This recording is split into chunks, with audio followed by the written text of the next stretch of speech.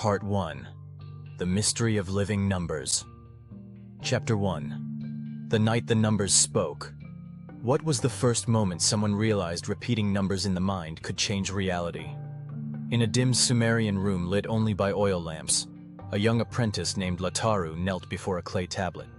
Outside, night winds swept across the ancient city of Eridu, rattling wooden shutters and carrying the scent of baked earth.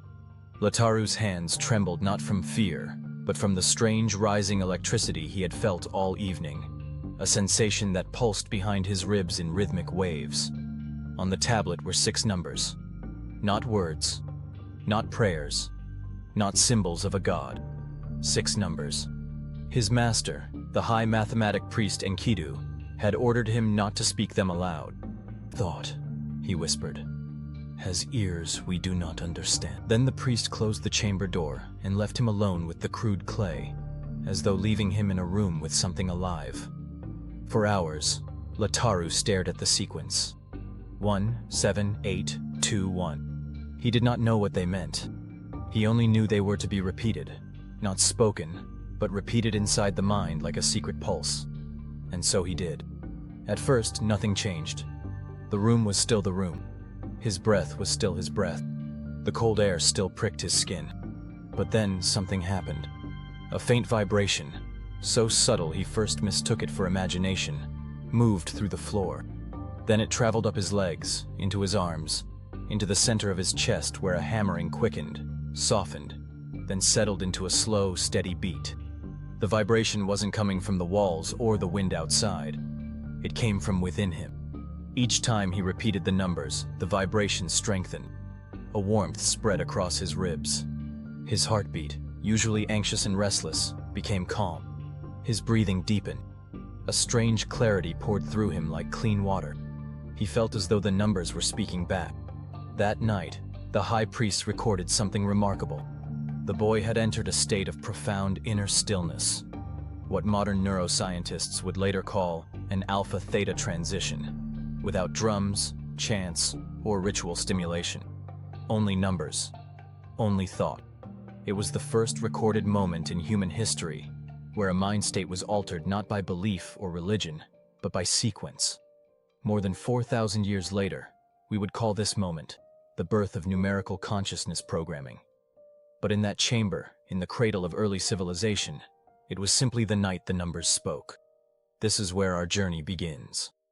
The forgotten science. Hidden in plain sight. When people hear about number sequences that influence emotion, pain, or luck, they assume it is a modern idea, something invented by fringe thinkers or pseudo-science enthusiasts. They are wrong. Long before calculators, algorithms, and binary code, ancient cultures used number patterns as energetic tools. In Yoruba Ifa, the falling pattern of 16 sacred cowries produced a binary matrix that mirrored the logic of modern computer processing. Priests interpreted these falling patterns not as chance, but as vibrational communication, destiny expressing itself through numeric formation. In Egypt, sacred architects designed temples using precise numerical ratios, believed to alter states of consciousness. Step through a doorway with the correct ratio and the mind calm. Stand beneath a vaulted chamber with a specific harmonic width and the heart steady. In Hebrew mysticism, each letter carried a number, and each number carried a vibrational attribute. To speak a word was to activate its numerical frequency. In Vedic traditions, mantra was not merely sound, it was mathematics.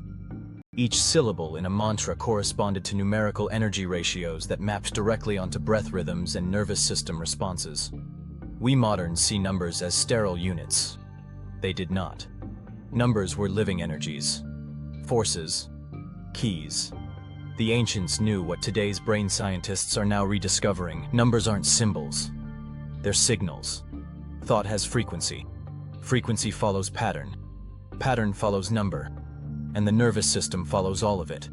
The idea that repeating a sequence can alter a state is not mystical nonsense. It is neuroelectric mechanics.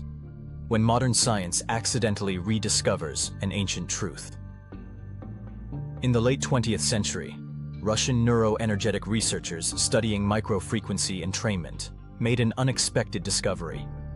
When subjects silently repeated specific structured sequences, numbers, not words, their brainwave patterns shifted with astonishing consistency. The frontal cortex quieted. The limbic system softened. The autonomic nervous system recalibrated. It was as if the brain recognized numeric sequences as commands. This raised a question modern science wasn't ready to answer. Why would the human brain respond to numbers as if they were instructions? The answer came later, through studies of neural oscillations, subconscious pattern recognition, and the mathematics of thought fields. The brain loves structure. It loves rhythm. It loves sequence. And the simplest sequence is a number. A number is pure. A number is unambiguous. A number does not carry emotional baggage or linguistic resistance. When you repeat a code, the brain listens. We are rediscovering what the ancients already knew. When numbers save a life. A woman in her 30s once described to me how she had survived a late-night panic attack. Her heart had been racing uncontrollably, her vision blurring, the walls closing in. She remembered a sequence I had given her earlier that day. 444, 777. She breathed in, repeated it silently, breathed out. Again, again. She described it as if a hand had reached into her chest and gently turned the volume down on her fear. Within minutes, her pulse returned to normal. She cried, not from panic, but from relief. A man with chronic migraines learned the sequence 918-794. He would use it at the first sign of the familiar tightening. Sometimes it aborted the migraine entirely. Sometimes it softened the experience so dramatically he could continue working. An entrepreneur drowning in debt recited 714, 273, 218 every morning for 45 days. New clients appeared. Stalled invoices were paid. Fresh opportunities open. He called it luck, but he said the real shift was his decision-making, his clarity, his calm. This is not magic. This is resonance. When your internal frequency changes, the external world reacts. Why the first night matters. The night Lataru repeated that ancient Sumerian sequence was not an isolated event. It was a doorway, a foreshadowing, a message from the past to the future. Human beings are programmable, not by external forces, not by manipulation, but by themselves. You were never powerless. You were unprogrammed. This book is your reprogramming. Reality shift, prompt. Repeat this silently now, 117 to 300. Notice the softening behind your eyes.